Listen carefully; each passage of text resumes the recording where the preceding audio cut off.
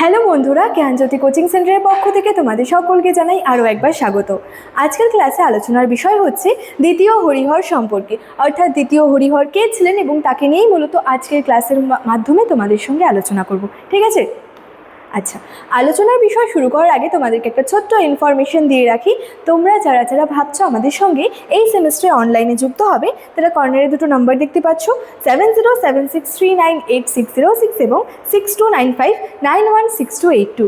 এই নাম্বার দুটি হলো আমাদের জ্ঞানজ্যোতি কোচিং সেন্টারের অফিসিয়াল হেল্পলাইন নাম্বার। তোমরা যারা ভাবছো আমাদের সঙ্গে অনলাইনে যুক্ত হবে, নাম্বার দুটির মধ্যে যে কোনো একটি নাম্বারে যোগাযোগ করে আমাদের সঙ্গে যুক্ত হয়ে যেতে পারো। ঠিক আছে? আচ্ছা, তোমাদের কোর্স ফি সম্পর্কে একটু বলে রাখি। দেখো, তোমাদের কোর্স ফি যেটা আগে ছিল সেটা ছিল হচ্ছে 1199 রুপিস, কিন্তু এই কোর্স ফিটা এখন তোমাদের পে করতে হচ্ছে না। তার কারণ হলো তোমাদের জন্য কিন্তু একটা খুবই সুন্দর অফার রাখা হয়েছে। তোমরা কিন্তু শুধুমাত্র 99 রুপিস রেজিস্ট্রেশন ফি এর বিনিময়ে কিন্তু তোমাদের পুরো সেমিস্টারটা ক্লিয়ার করে নিতে পারছো। এবং এই যে একটা সুন্দর অফার রাখা হয়েছে, এই অফারটা কিন্তু শুধুমাত্র প্রথম 100 জন স্টুডেন্টসের জন্যই কিন্তু রাখা হয়েছে। অর্থাৎ সেকেন্ড সেমিস্টারের প্রথম 100 জন, ফোর্থ সেমিস্টারের প্রথম 100 জন এবং সিক্স সেমিস্টারের প্রথম 100 জন স্টুডেন্টসের জন্য শুধুমাত্র এই অফারটা কিন্তু রাখা হয়েছে। ঠিক আছে? আচ্ছা, তো এই ছিল ইনফরমেশনের বিষয়। এবার সরাসরি আলোচনার বিষয় শুরু করছি। আলোচনার বিষয় প্রথমেই বলেছি যে দ্বিতীয় হরিহর সম্পর্কে। ঠিক আছে? আচ্ছা, দেখো, বলেছে বিজয়নগর সাম্রাজ্যের প্রতিষ্ঠাতা ছিলেন হরিহর এবং বুক্কা। ঠিক আছে? এবং এই যে হরিহর, এই হরিহর কিন্তু দ্বিতীয় হরিহর না, অর্থাৎ আজকের মূল আলোচনার বিষয় যে দ্বিতীয় হরিহর। তো এই যে বিজয়নগর সাম্রাজ্যের যে প্রতিষ্ঠাতা ছিলেন হরিহর, এই দ্বিতীয় হরিহর কিন্তু ছিলেন না, তার আগের হরিহর সম্পর্কে এখানে বলা হয়েছে। ঠিক আছে? আচ্ছা, হরিহর এবং বুক্কা ছিলেন বিজয়নগর সাম্রাজ্যের প্রতিষ্ঠাতা। ঠিক আছে? বুক্কার পরবর্তীকালে বিজয়নগরের সিংহাসনে বসেছিলেন দ্বিতীয় হরিহর। তাহলে বুক্কার পরবর্তীতে যে বিজয়নগরের সিংহাসনে বসেছিলেন তিনি ছিলেন হচ্ছে যে দ্বিতীয় হরিহর। ঠিক আছে? আচ্ছা, তিনি প্রথম কিন্তু মহারাজ উপাধি নিয়েছিলেন। এই যে একটা মহারাজ উপাধি যেটা রয়েছে সেটা হচ্ছে দ্বিতীয় হরিহর প্রথম কিন্তু এই মহারাজ উপাধিটা নিয়েছিলেন। ঠিক আছে? আচ্ছা, দ্বিতীয় হরিহরের নেতৃত্বে মহীশূর, কর্ণাটক, ত্রিচনপল্লী এবং কাঞ্চি বিজয়নগরের সাম্রাজ্যভুক্ত হয়েছিল।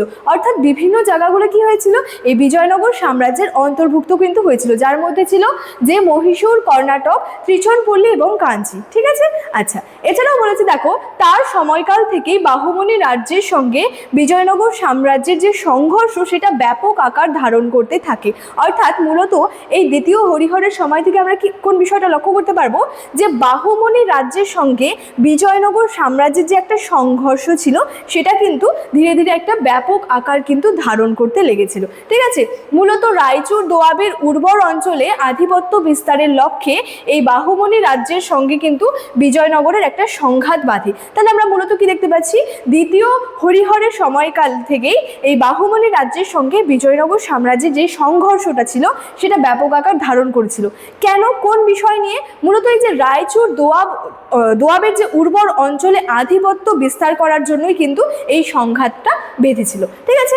আচ্ছা, বাহমনি সুলতান মুজাহিদ শাহকে পরাজিত করে দ্বিতীয় হরিহর গোয়া এবং চাওলা বন্দর দখল করেছিলেন।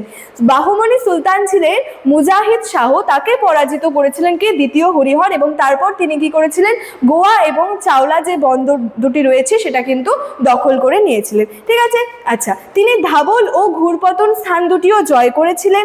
এবং পরিশেষে বলা যায় যে দ্বিতীয় হরিহর কিন্তু বিজয়নগর সাম্রাজ্যকে দৃঢ় ভিত্তির ওপর কিন্তু প্রতিষ্ঠিত করেছিলেন। অর্থাৎ তার যে কৃতিত্বটা রয়েছে সেটা কিন্তু যথেষ্ট গুরুত্বপূর্ণ রয়েছে বিজয়নগর সাম্রাজ্যের ক্ষেত্রে। ঠিক আছে? তাহলে এই দ্বিতীয় হরিহর কখন সিংহাসনে বসলেন, অর্থাৎ কার পরবর্তীতে সিংহাসনে বসলে, তার যে আমলে বিজয়নগর যে সাম্রাজ্যভুক্ত কি কি হয়েছিল এবং তার আমলের বিভিন্ন বিষয়গুলো কি কি রয়েছে, এটা নিয়ে মূলত তোমাদের সঙ্গে আজকে আলোচনা করলাম। এবং আজকে আমার আলোচনার বিষয় মূলত এতটুকুই ছিল।